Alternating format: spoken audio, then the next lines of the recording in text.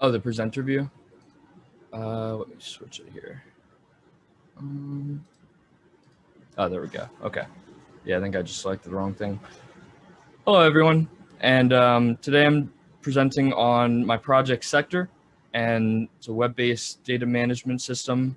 This is a joint project between Elizabethtown College and the University of Lowell, Massachusetts, and it is advised by Dr. Wang and Dr. Lee. So we have a table of contents here. First, we'll be starting off with why the implications of this project are important, a little bit of background on the project. We'll move into the motivation behind the project, and we'll cover some data management and how we use blockchain technology for the project. Then we'll cover how the file transfer system works and the background application that we use for that. And lastly, we'll go into the demonstration of the project with an overview of the website and the functionality of the transfers. And lastly, then we'll close off with a Q&A session at the end for any questions that you guys might have along the way. So why is this important? So 100% of organizations and institutions store some type of sensitive data already. And a vast majority of those organizations and institutions have some kind of need to transfer the secure data between universities or other companies. So that's where Sector comes in to fill that void and to give these institutions a way of transferring their data securely. So there's actually a limited amount of resources as well that currently exist to do this operation, and not many of them actually support the HIPAA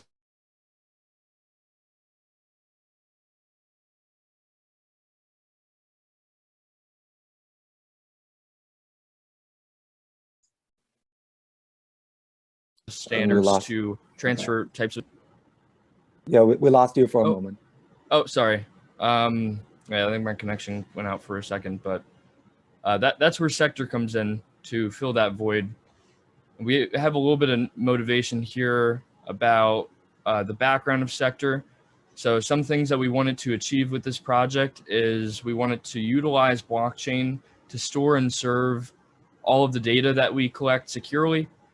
And we also wanted to create a new platform so that institutions and organizations have more options for how they can actually transfer their data and share it with other organizations.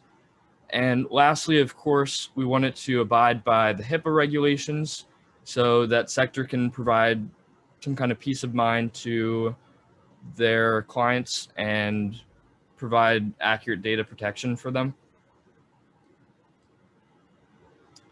And now we'll be moving on to how we implemented blockchain. So on the left-hand side here, we can see the workflow and how that's set up. So we can see the client when they connect to the website, it gets connected to the Node.js system. And that is pretty much how the website is served to the user and has all of the functions for calling the Fabric API on the back end. And then from the Node.js website, it communicates directly with the Fabric, which is the blockchain network. So doing it this way with this workflow offers a great amount of customization. So pretty much anything that we need to store for data could be implemented. It's very easy to expand, and it's all the data stored on what's called a distributed ledger. So we actually just upgraded to a 6-server setup for this, for storing our data. And of those 6 servers, it's actually split in half. So one organization is, let's call it UMass Lowell. So that's comprised of the first 3 servers. And then another institution for University of Wisconsin is the second 3 servers. So by storing the data on this distributed ledger, if one organization has some kind of outage or malfunction, then the data is actually still accessible from the other organization.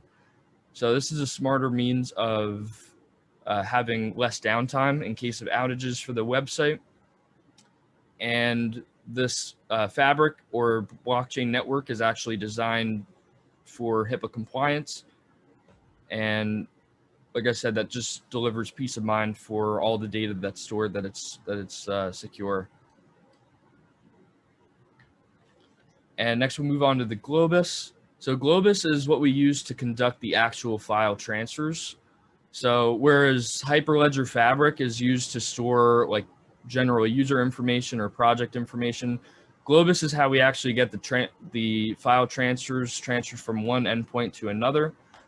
And I have a little bit of a workflow for that on the next slide, but some things that Globus offers is it's a secure data transfer platform. It has manageable fees associated with it.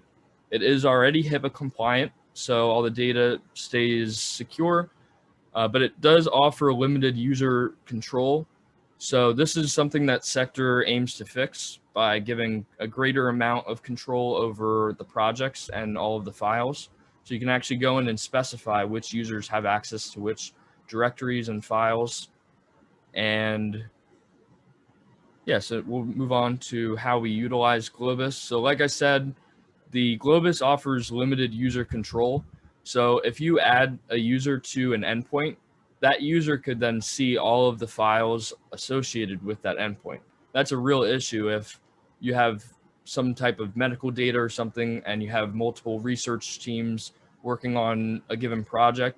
You want some way to be able to control this and say which users are allowed to access which certain contents of a project.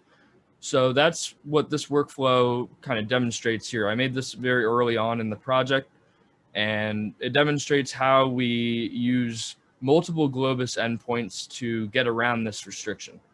So we have a user's personal endpoint. This is just how we interface with the user's computer to access their local files.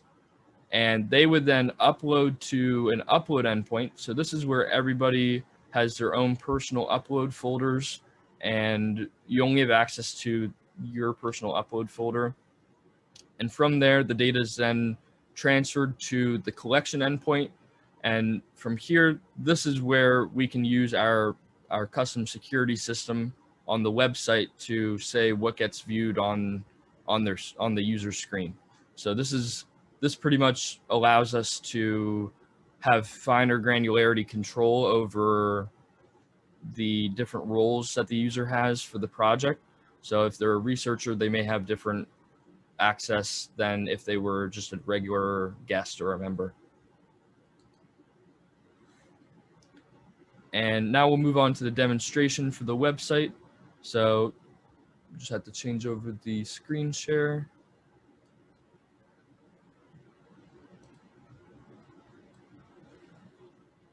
All right, so this is what the main website looks for Sector. So currently I'm signed in as a system administrator. You can see some different links here. So we have like get started and frequently asked questions. We'll go to the frequently asked questions just to show that. So this just has a list of normal questions generated by users that use Sector, and they've been answered here. So some of the things that we can do with Sector is we can go to the manage page, and this actually lists all of those Globus endpoints here. So right now I just have a collection set up. If we click into that, we can see some further details here. It has a Sector collection, and then we can actually see that upload collection I was talking about earlier listed here as well. So each endpoint has a collection endpoint and then also an upload. If we go to the projects tab, then we can see a project called eTown Test. It's under that Sector endpoint, and I currently have the role of owner on there. And that project path is just the normal directory of that endpoint. So we can see a little bit more information here, such as the name again. All the endpoints are listed here along with the directory, so you could make modifications to that. And then also all the users and the roles are listed under this project as well here. So we can see this account has owner access, but my personal account has just guest access to this project. It's very easy to also add users just by typing in a email address here. If they have a Globus account, then they're added to the project automatically. And they're also sent an email to notify them. So lastly here, then what I want to show off is the actual file transfers. So let me log out of this account here, and then I will log into my personal account that has that personal endpoint set up already.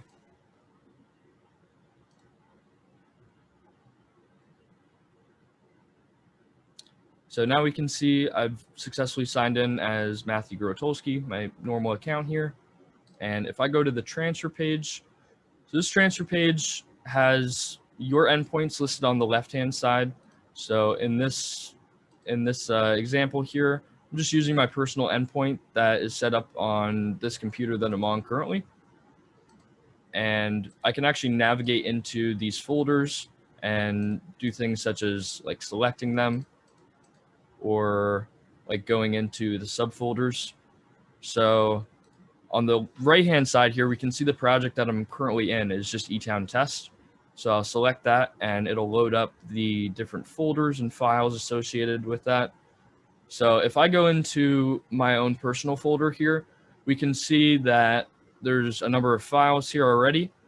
So let me try and actually rename one of these files here to transfer. So I will do scarp.txt. So now that scarp.txt file is just renamed, and I can actually conduct a real file transfer here. So some of the information that's required for transferring one of these files is like the file hash. So this is something the user can get to type in here. So for testing purposes, I'll just write the value test, and they'll select the project. So the project name isn't listed here just yet, but this should be eTown Test. And then the group is guests. So I want guests to have access to this file. And since I'm a guest, it makes sense to select that option. And if I select, you can see the transfers processing here. And if I reload on the endpoint, we can see the scarp.txt file has been transferred successfully. So that would be how you transfer files through Sector. And all of the information from this is actually stored. So like the time that it was transferred and everything, so that the endpoint admin or the project admin can actually go in and see those stored files. But that is pretty much it for the website demonstration portion of this. All right, thank you, Matt. Unfortunately, we're out of time, and we have two more presenters that we need to get in before the end of our session. So and we're going to have to wrap it up there. Okay, sounds good. Thank you.